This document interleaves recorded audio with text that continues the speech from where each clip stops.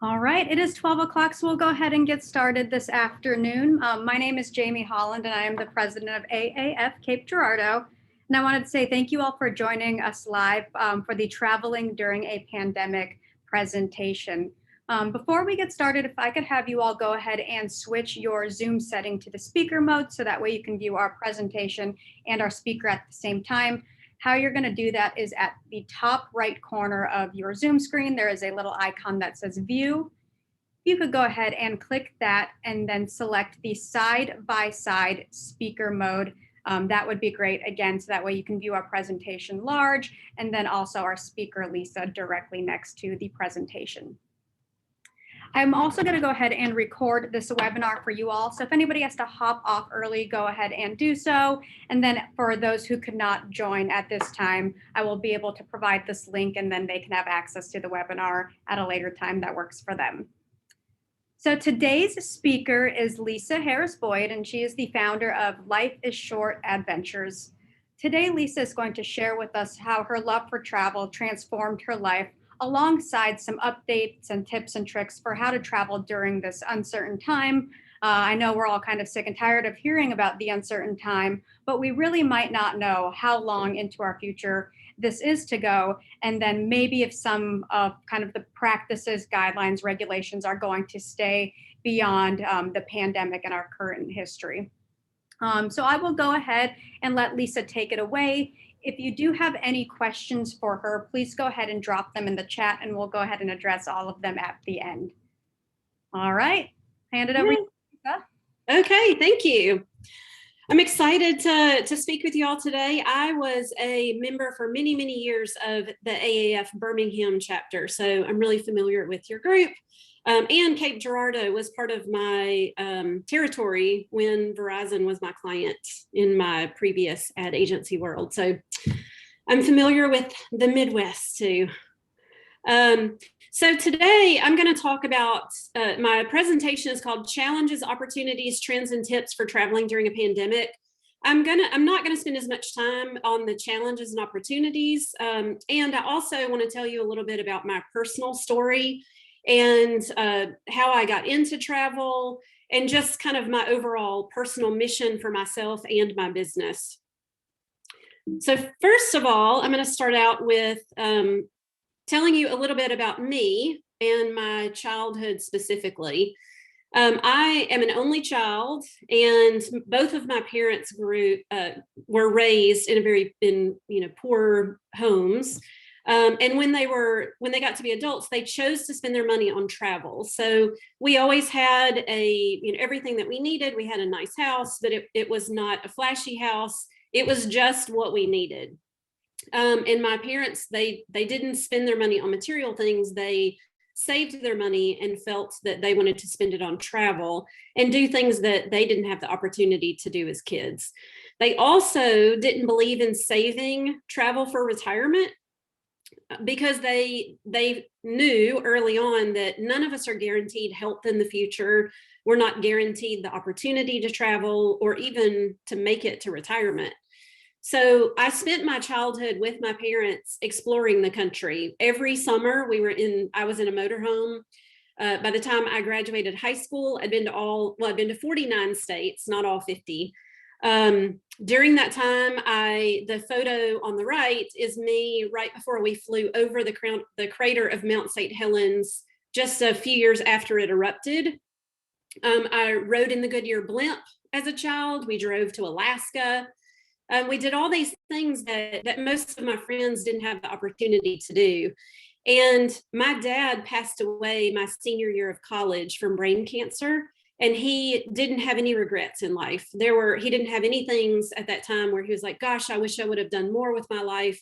I wish I, would have traveled more. He didn't have any of those regrets. So that is kind of what was instilled in me early on. So this quote that I saw just a few months ago is the philosophy that my parents always, instilled in me. Go while you can, for you never know when you can't. And, that's just like the pandemic that we're in even. I mean, I saw something that it was today last year, it was exactly a year ago that things started shutting down here in the US, and we didn't know that was coming. And the same thing, I mean, that could happen with, anything in life. You never know when you're not going to be able to go. So take advantage of going when you can. So fast forward to me as an adult, I was happily married for 12 years. I had 2 young kids, and my husband was diagnosed with brain cancer, which is the same cancer that my dad had. And that experience of going through that with him took that seed that my parents planted of saying yes to life and living with no regrets, and kind of turned it into a superpower. So it's very rare in my life that I say no to anything. I say yes instead of trying to find reasons to say no.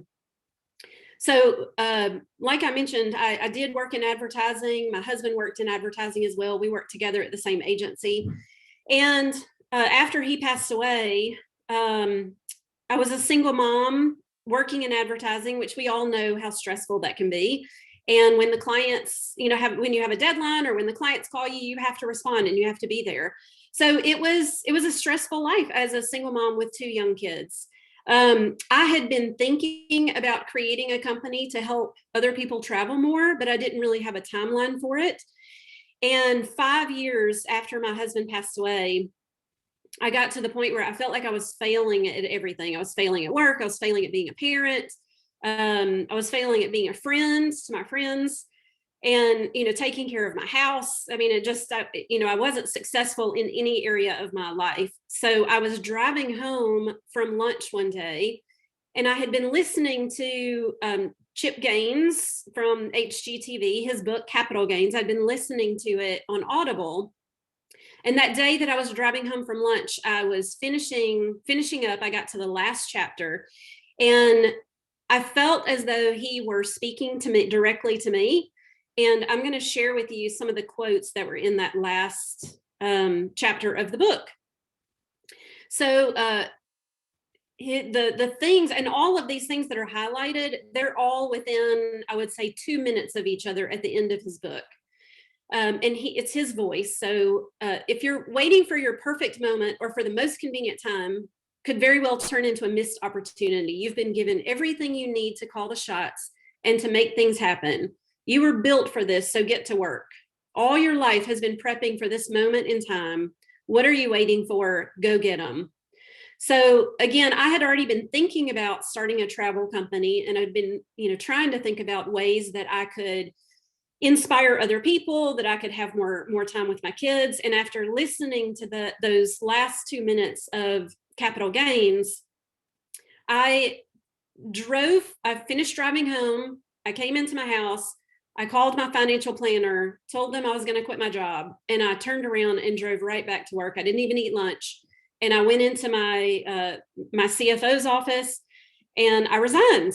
And then I started immediately. I gave them plenty of notice, and I started building a travel company while I worked out my notice at the agency that I was with. So I credit Chip Gaines for convincing me to quit my job. I hope one day I get to meet him and tell him that, but so far it hasn't happened.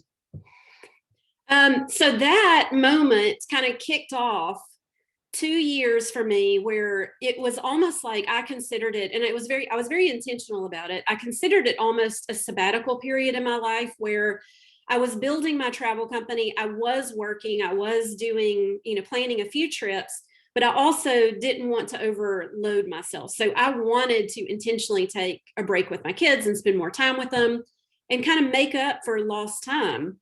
So it kicked off 2 years of traveling, and we went to places like China, Costa Rica, Thailand, Cambodia, and I pulled my kids out of school for 9 weeks, and we traveled through Europe for 9 weeks. We did 9 countries in 9 weeks. And so that is something that I never would have been able to do. I mean, obviously, that's not something that most of us can do on a normal basis, but I had that moment in time and I took advantage of it. And I think that's what I want to encourage more people to do, is take advantage of the opportunities that you do have to be with your family, to travel, whatever it may be, whatever your passion is. But I do think that travel has a lot of value and makes us all better people. So 6 years after my first husband passed away, I got remarried, which was last year, or actually, gosh, 2019 now. Last year doesn't even seem like it existed, which I know that it did. But I remarried in 2019, and I'm now a happy family of 5. So I have a stepdaughter as well. And we now travel together, kind of as our new family dynamics. And travel helps bring us closer together. So it's fun being able to travel still with my daughters, our new family of 5, just my husband. And it still brings a lot of joy to our life. So now transitioning from me as a person to me as a company, Life is Short Adventures is LISA. So it also has that double meaning of also being my name.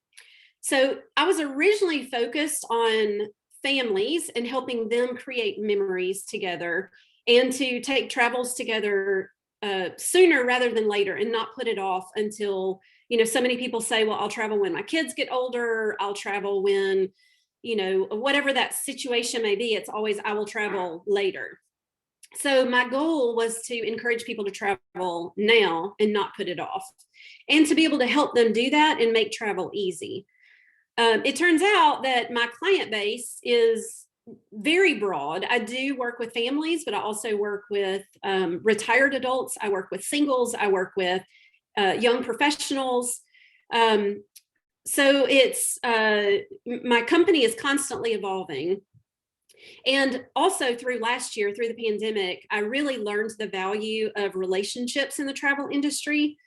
Especially because of the pandemic. Just the relationships that I've built have made my company so much more successful and have allowed me to service my clients a lot better. So my personal mission as an individual is to encourage people to say yes to life without having to experience a loss. And my mission for my business is to encourage people to say yes to travel specifically. So a little bit more about my company. Travel Edge is the name of my host agency, and most travel advisors do have a host agency, and it just allows us to be more impactful and to provide better services to our clients. And I'm also a member of Virtuoso, which is kind of the same thing. It's a network of travel providers like hotels, cruise lines, tour operators, and it allows us to network with each other and to leverage those relationships to provide a better travel experience for our clients. So kind of moving into the challenges of travel right now, some of them are really obvious. So first of all, the world still hasn't reopened to us. So there are limitations on where we can go. Even domestically, there are some restrictions and limitations. There's also testing requirements, quarantine retirement requirements. Even some places require a special type of travel insurance that was just created last year. There's temperature checks. Flight schedules are changing even after the flights have been booked. So even if you book a flight, it could change after the fact. It could change a week before your flight is supposed to take off, to depart. There's mask requirements and curfews. And there's limited services being offered. So even if you stay in a hotel, you may not get housekeeping service. Normally that hotel may provide a buffet breakfast. There's no buffets. And then something that's a new concept that came up last year is the concept of travel shaming. People are afraid to travel just because of what other people will think about them, because, obviously we don't all have the same feelings, the same beliefs about how to live our lives and if it's okay to travel. So travel shaming has been a challenge that came up last year, which is something we've really never dealt with before. Some less obvious challenges are the world went from over tourism to under tourism. So the pictures in the top that I've shared there is St. Mark's Square in Venice. And before the pandemic, it was packed almost all the time. And now there's nobody there. And this is happening all over the world. A lot of places thrive on tourism, and now there's no tourists. So places are struggling. Even in places like Africa, we don't think about the fact how important tourism was. And now that there isn't tourism, poachers have come and they're starting to, poach the animals that people used to come and see. So there's a lot of hidden effects that we haven't necessarily thought about with the lack of tourism right now. And the photo in the bottom represents a tsunami because there is a tsunami of effects that we don't even know yet. The airlines and cruise industries, I mean, they're continuing to hurt because of the lack of travel. And so this just goes to show that when we do start traveling back, who we hire is important, because we need to be able to trust that company. We need to be able to know that that we're putting our money back into a local economy, and that we can, like I said, just trust the companies that we're working with, that they're going to deliver on the product that you've purchased. As far as opportunities go, the opportunity that the pandemic has brought us is time and flexibility. Because we can have meetings like this virtually, schools can be virtual. So many of us are working from home still. That does give us the flexibility to travel, and you can still do your job in a different location. We just have to take advantage of that and take advantage of the opportunity when it presents itself. Early on in the pandemic, I had clients who decided they wanted to go to Montana, and they worked from Montana for 6 weeks. So they did their job just as though they would if they were home, but they decided to take that opportunity. They worked during the week, and then they went fly fishing and explored and hiked and biking on the weekends. And I also have a family, some clients who right before school started, when school was announced that it was going to be delayed, they took a very last minute trip to Yellowstone and Grand Teton. They just loaded their family in the car, and they said, you know what, we've got an extra week that we weren't expecting. We're going to go. And I planned that trip for them as they were driving out west. So it was very, very last minute, but they took advantage of the opportunity. As far as trends go, the first trend is, a lot of people had moved on and preferred kind of do-it-yourself travel. And this is the biggest learning from last year, is that people are really hesitant now to plan their own trips, because they're the ones who were on hold for 4 hours trying to get their trip canceled. They're the ones who have been trying to fight with online booking platforms to get reimbursed or to get credits arranged for future travel. So people want somebody to be able to call to lean on for guidance, and then also to plan the trips. And then if needed, to be able to cancel the trips and help secure those credits and refunds. So travelers are definitely becoming more purposeful. And even TripAdvisor right now is promoting the use of travel advisors. Other trends are, leisure travel is bouncing back much, much faster than business travel. I think businesses, for the most part, have seen that employees can do their jobs from home or without traveling. So, but people are ready to hit the road. They're hit the skies. They're ready to go and get out of the house. So leisure travel is bouncing back much, much faster. There's more of a focus on domestic travel and travel within U.S. territories. Staying closer to home, a lot of people are staying within driving distance. And if people do decide to fly, they choose flights that are either direct or just have one stop. So they're trying to limit the amount of time that they have in an airport. Another trend is a shift from, obviously, people didn't get to spend their travel budget last year.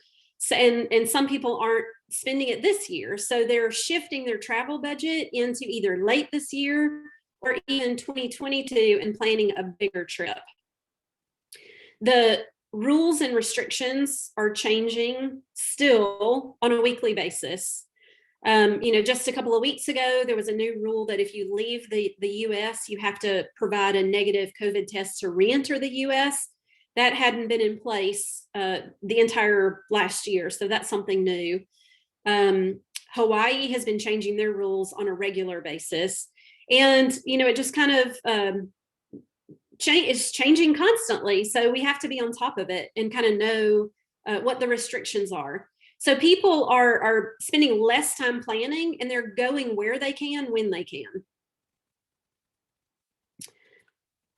Other trends are overall, people are going places where there's more space and more seclusion. So places that have open corridors, no elevators, locations with open air cultures, and lots of activity options on site. They're trying to connect more with nature, going to a lot of beaches and golf trips, skiing, wellness trips, ranches, farms, and boutique hotels that have true hotel amenities, or residences and cottages with hotel amenities. Other trends are more contained forms of travel, like motorhomes and sailing or catamaran trips. So basically exploring on land or water, but staying contained within either your family or your friend group. And it provides a great vacation. This year, I can't remember the percentage, but I saw as far as RV rentals, they've more than doubled already for this year what they were last year. So that's, it's a great way to see the country and get out without having to fly, but provides a lot of convenience for you. International and longer term trends are people are wanting more VIP services.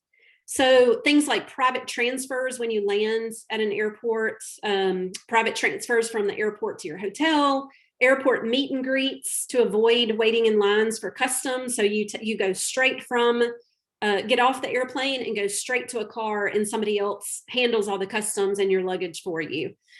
So you don't have to deal with any crowds, or just have to stand in baggage lines even. As far as international locations, people are really interested in Mexico because Mexico has been open the entire time. They've never closed. They've never had a testing requirement. Croatia is the same way. Croatia does require a negative test, but it has remained open the entire time as well.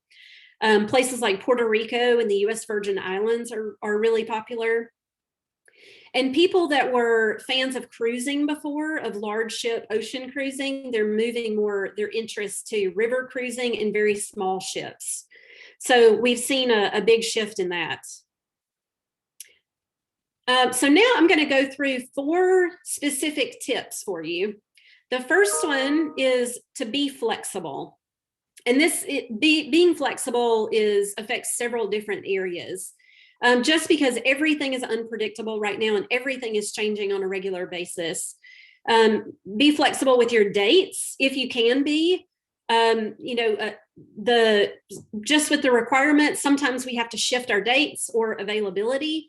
A lot of hotels are actually sold out right now because people are going to a hotel and they're working from there. So the hotels are not empty as a lot of people think. A lot of them are completely booked.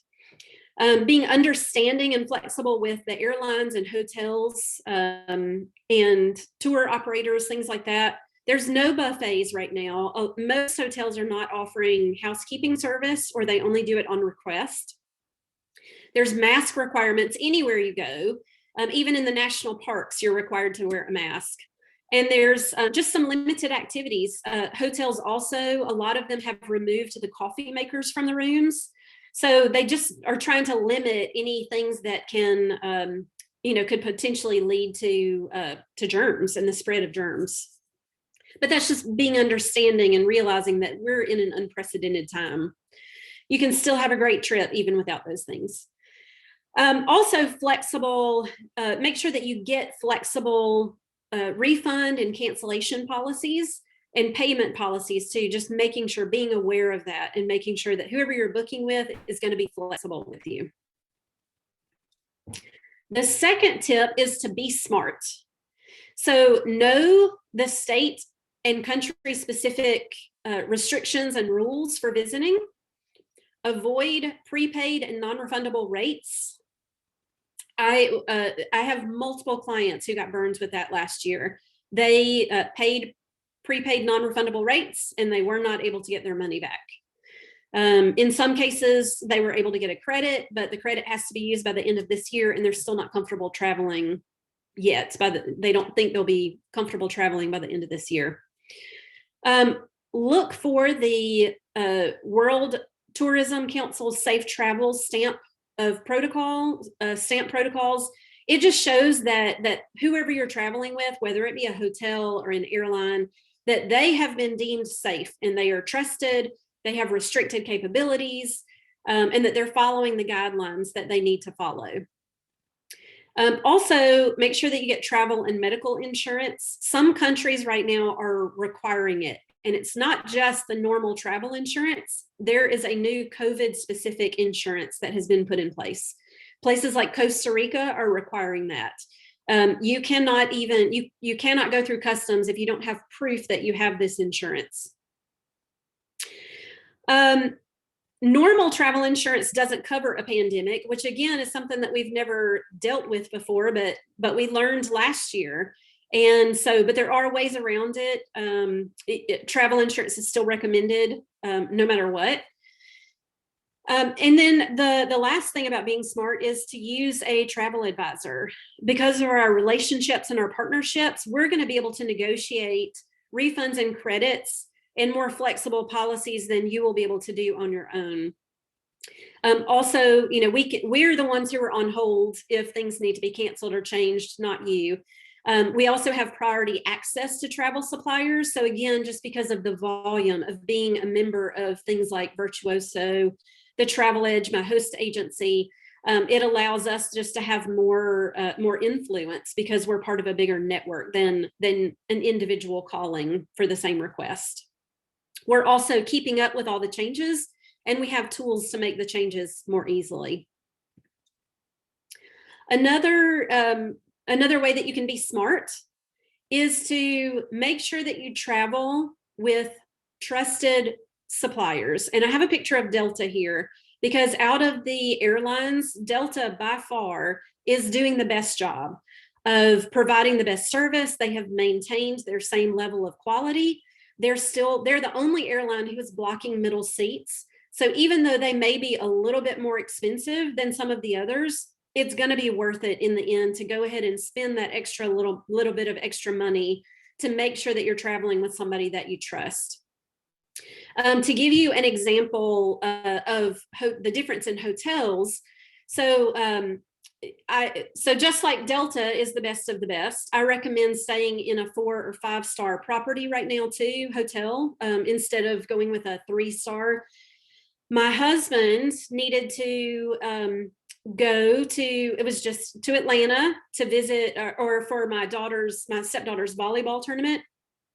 And he wanted to stay in an affordable place because they just needed one night. They needed to be near the civic center where my stepdaughter was playing. And it was, and there were several other families who stayed at the hotel. And it was a horrible experience for everybody because that hotel has not been able to staff up after the pandemic. The elevators were broken. There was no interior stairs to get to the rooms. There was trash everywhere. The rooms hadn't been fully made. One of the other families from the volleyball team, the room that they had given already had another family in it.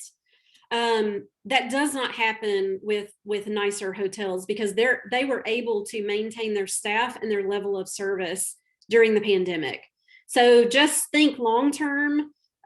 Right now, the way things are, it's not going to be worth it to try to stay somewhere less expensive. Spend the extra money to stay with somebody or travel with somebody that you know that you can trust and that is going to give you a good experience. So my third tip is to get creative. So visit more off the beaten path locations. There's even if you really just want to get away and go somewhere new and kind of recharge and relax. The photo on the left is a Ritz-Carlton property right outside of Atlanta. It's the Lake Oconee property. They have a ton of activities on site. So it's not really about going to, an hour outside of Atlanta. It's about going to this property and relaxing and having fun and just clearing your mind. There's also, if you want to do national parks, kind of thinking about a national park that isn't one of the more popular ones. all of the national parks, the popular ones like Yellowstone, Yosemite, they are sold out for this summer, just like they always are. So those you typically have to book a year in advance, and this year has been no different. I am planning a few last minute national park trips to the Utah parks like Bryce Canyon and Zion. But I would encourage you to think about, maybe going to some that are less visited. Also, for people that are kind of thinking about Europe travel in the fall, because we don't really know that it's going to be open for the summer yet, but for the fall, people are looking at places that would normally be reserved for a second or third visit to a place instead of the primary. So for example, in Italy, instead of trying to go to Rome and Florence and Venice, spending an entire time in the Tuscan countryside. So just thinking about, ways that you can experience a place without, maybe it being the most popular location where you would have gone before the pandemic. So it's about seeing less, but connecting more. And my fourth tip is to keep dreaming. So this that I'm showing here, it's an app that was developed by Virtuoso. It's called Wanderlist. And it's basically it's very similar to Pinterest, but specifically for travel. It allows you to discover new locations, create boards, and add and share activities or hotels or anything to that board, and to keep dreaming so that when you're ready to travel or when a location opens up, you're ready to go and you've already kind of got some ideas together. The examples that are showing on the screenshot are all ones for me, just because at this point I'm into planning more bucket list, bigger trips for myself. So my youngest daughter has made me promise that by the time she graduates college that I will take her to Antarctica. So I have an Antarctica board there, and thank goodness she's 14, so I have plenty of time. But I'm already starting to think about that. And I've never been to Australia, so I've got an Australia board. I want to do an African safari, so I have that. But it can be, something as simple. It can be Savannah or, anywhere. And I will put a link to this in the chat box so that everybody can have access to this. You're not going to be able to find it in the App Store, but I'll have to, in just a second, figure out where the chat box is on my screen. But that's really it. I would love to answer any questions. I can't promise to have all the answers just because things are continue to change so quickly, but I would love to answer any questions.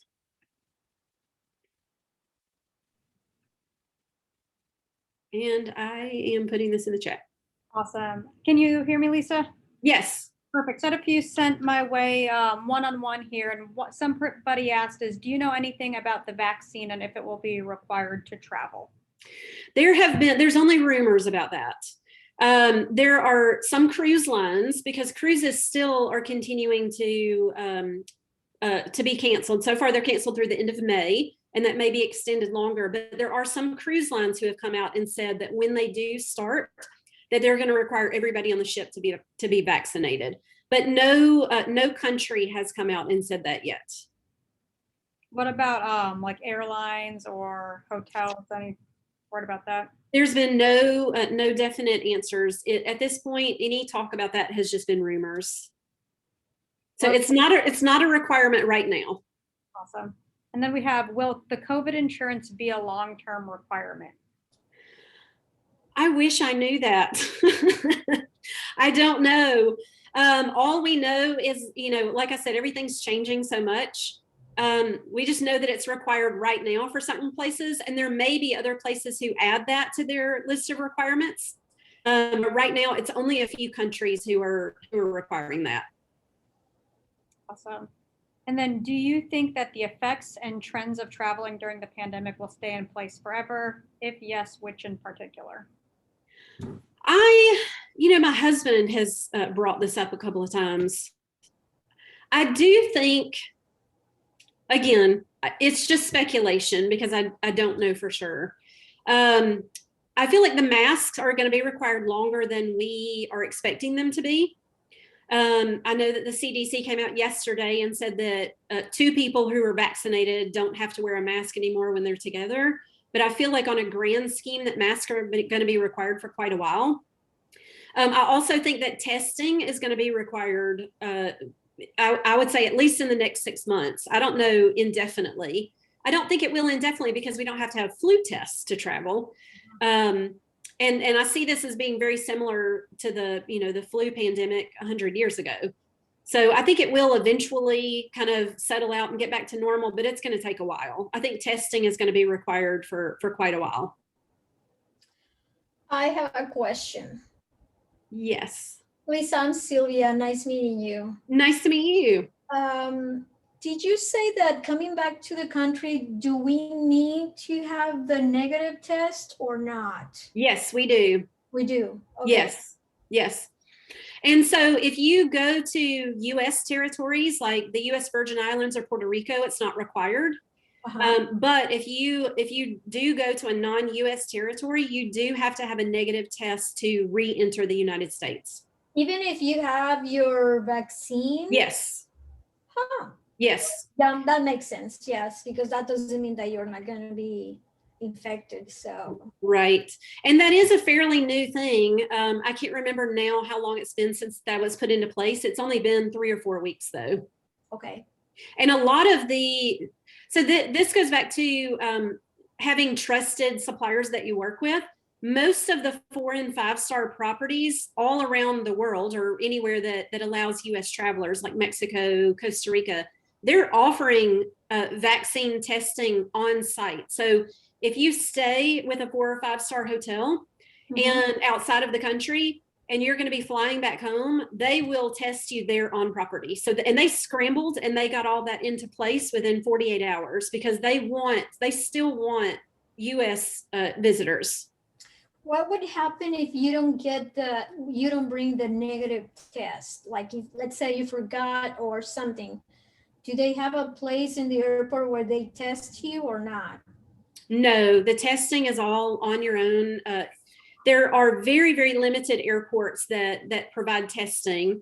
There are some on the West Coast. So if you fly to Hawaii, you have to have a negative test. And the airports that fly to Hawaii, like San Francisco, Los Angeles, they are testing, but most US airports are not providing testing. Okay. So that means like if you don't bring it back, you're going to have to be quarantined or something. Yes. And that is where the insurance comes into play, the COVID insurance. Oh, wow. Yeah. How are you going, Sylvia? Are you going back to Spain? Yeah, I want to go to Spain. Hi, how are you? Thank you so much, Lisa and Jamie, for hosting this. My name is Justa, and I recently traveled from Tanzania to come here to the US, and I've been traveling like all over Africa. And what I've noticed, definitely talking about the COVID test, you may not be able to get on the flight. So like at the airports, they check and make sure that you do have the COVID test, and the airlines will send you a message saying you have to get your COVID test 3 days before or 72 hours prior to your travel. But if you get to the airport and you do not have it, they will send you back. But with some airlines, I'm speaking of like international flights, like I took Qatar Airways, I love Qatar. And what they would do is you could be able to rebook without the extra fees. So let me say, just in case you fly internationally and you forgot to take your test and you get to the airport, they return you, you have a chance of like rebooking your flight. Just check with your airline. You have an opportunity to rebook your flight, but you will not go anywhere without having that negative COVID test. If you're taking, let me say, something like Qatar Airways and you're flying somewhere, what airlines? Turkish Airways, you do have to take another test, a rapid test at the airport. So depending on the airline, you just have to check the requirements for it. Okay, thank you. Yes, it's important to know the requirements for where you're traveling, everywhere that you're going to be traveling, and then re-entering the US.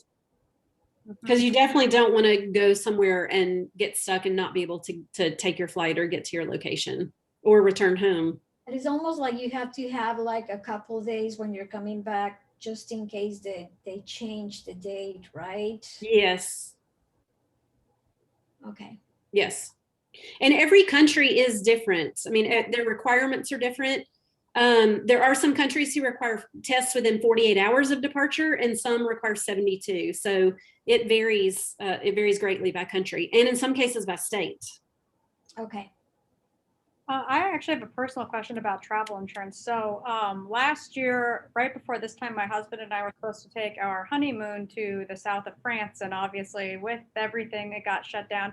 And we did have travel insurance.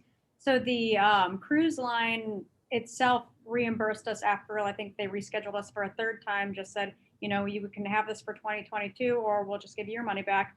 So we took the money back. But then our travel insurance, which I think was Safeguard or Travel Guard, they didn't give us anything back or kind of refund our insurance. Why would that be? Insurance is non-refundable. So what I did for all of my clients, if they had purchased insurance and they ended up getting their money back, I emailed the insurance company and I told them, these clients did not take this trip. Can we transfer this insurance to a future trip? Mm-hmm. So I have credits, insurance credits for all of my clients who purchased insurance and didn't have to use the policy if the trip was canceled.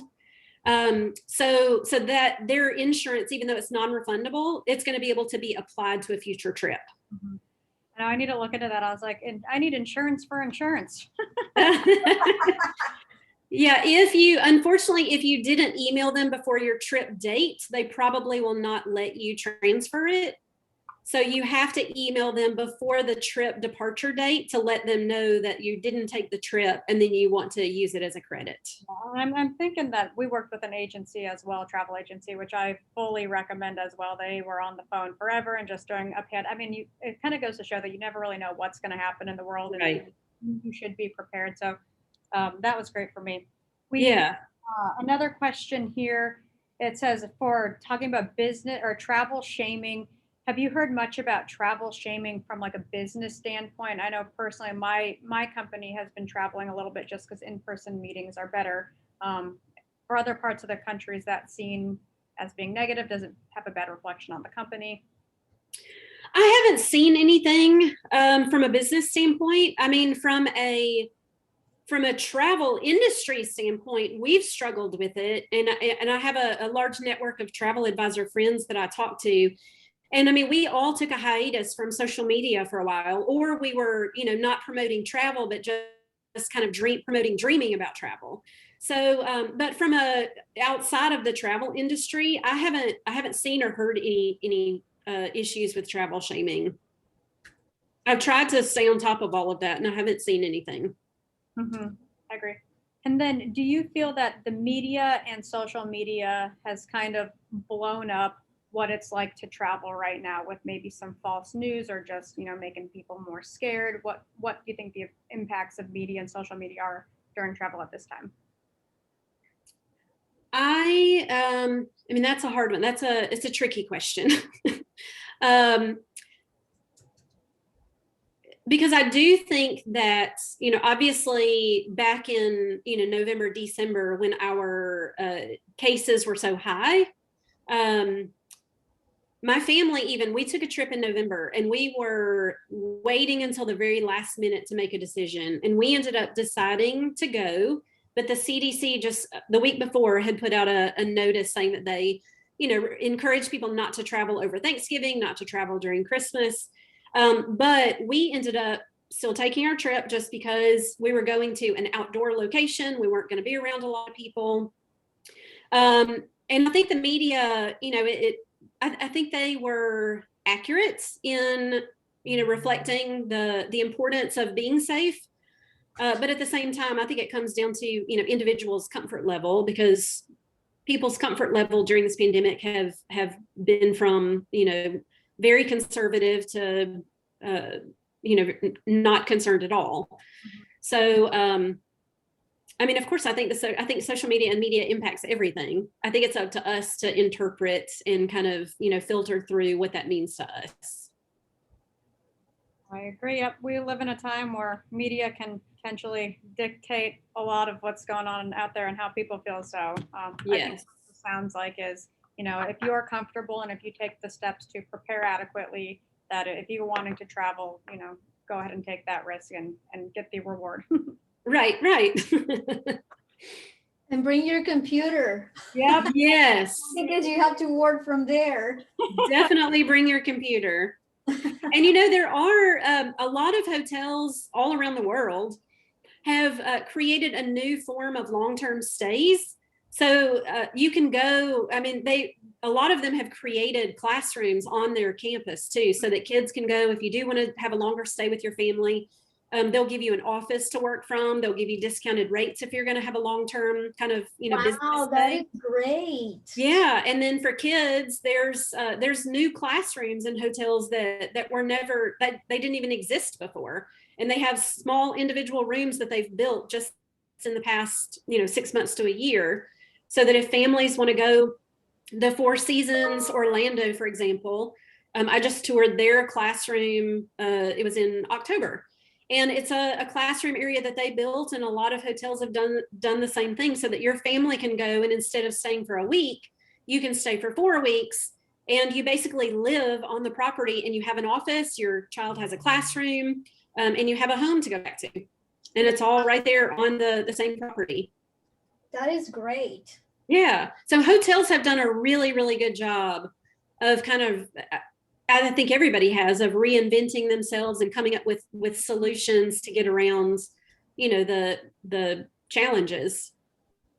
Yeah. I'm interested how this, affects long-term as well. Like if more kids are potentially going to be homeschooled, or, people are taking these longer stays, or if work's going to be more flexible. I know we used to be an office where everybody worked in office, no ifs, ands, or buts. But now we're really flexible, and it does allow people to take some trips, or if they're not from the area, go home for 2 or 3 weeks and work from home. So it's kind of nice to know that hotels and other areas are making that accommodating for business professionals and students. Yeah, I do think that is going to be a long-term benefit from the past year. I do think, everybody's going to be a lot more flexible. And it's just shown that we don't have to go into an office. We can function just as well virtually, almost all the time. Yeah. Not all the time. Well, those are the questions that were sent to me. If anybody else has any, go ahead and ask them now, or we'll go ahead and wrap this up a little bit early, and I'll send out the presentation for those who are not able to attend. Quick question. This is Justa. Have you heard of slow travel? To both of you guys, do you guys know about slow travel? No. Okay, so slow travel is basically, and I think that could be becoming the trend, and it's almost like exactly what we are talking about. It's just people taking their time to just travel to a destination and immerse themselves into their particular cultures. Instead of people used to have like this checklist, I have 10 days to go here, or 4 days to go here, I'm gonna do A, B, C, D. But now it's more like they're slowing down. If they need to work remotely, if they need to maybe one day out of the week go out for an adventure, they will do that. But it's more, they're picking to travel maybe like 15 days or more, spending a little bit less and being in like one location and immersing themselves. So that is what slow travel is. And I would recommend you guys looking into and using the word slow travel if it helps some clients relieve themselves of the anxiety. So slow travel, just check it out online. You could be able to learn a lot about it. Okay. Yeah, I definitely have clients who are taking that approach. I just haven't seen anything about that phrase and labeling it in that way. Yeah, I'm using it a lot because I'm like, I am from Tanzania, so like I run an experiential travel company. And that's like when people are coming to Africa, I text, it's specifically Tanzania. Sometimes people want to see everything, but now it's like with COVID and like staying distance, social distance and all of that, they are choosing to, wanting to immerse themselves a little bit more, but yet with less of hopping around from one place to the next. So that's the alternative that we are taking right now. Right, right. Yeah, it's kind of like what I said in the Get Creative, like see less but connect more. Sounds like I need some slow travel coming up. I need sort of travel coming up. We did my husband and I, when we rebooked our honeymoon, we ended up doing a 2-week Rocky Mountain exploration. So we went through Colorado into Utah, up through Idaho, Wyoming, and then ended at Glacier Park. And it was probably better. I don't know if it would have been better than our South of France wine cruise. That would have been wonderful as well. But it just kind of Right. allows us to see, our beautiful country and kind of keep the money here while we can and just take a break with nature. That's right. That's great. That sounds like a great trip. Oh yeah, lots of pictures. A great time. We made our own wine trip, so it was It's just, Colorado is just beautiful. yeah, Colorado's Beautiful. amazing. I love it. But all right, Elisa, I think that's all. And I wanted to just say thank you so much for your time today and for connecting with our chapter. And we look forward to networking with you in the future. And we'll go ahead and if any of our businesses have any questions for you, whether it's for business travel as your company evolves, or if it's for some leisure activities in the future, we'll go ahead and send them your way. That sounds great. Thank you so much. Thank you, Lisa. Nice meeting Thank you, everybody. Thank you so much, Bye. Lisa. Bye-bye.